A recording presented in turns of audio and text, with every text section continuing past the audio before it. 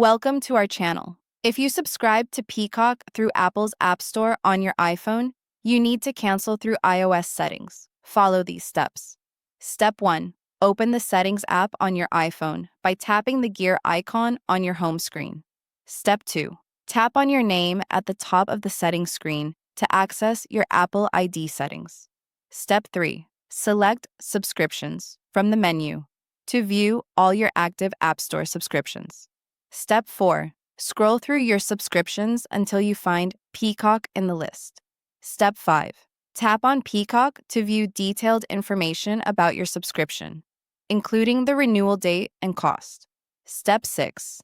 Tap Cancel Subscription at the bottom of the Peacock subscription page. Step 7. Confirm your cancellation by tapping Confirm when the confirmation dialog appears. Step 8. Note the date when your access to Peacock Premium will end. You'll typically have access until the end of your current billing period.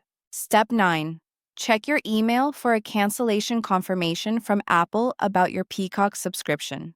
Step 10. Verify that Expires on Date appears under your Peacock subscription instead of Renews on Date.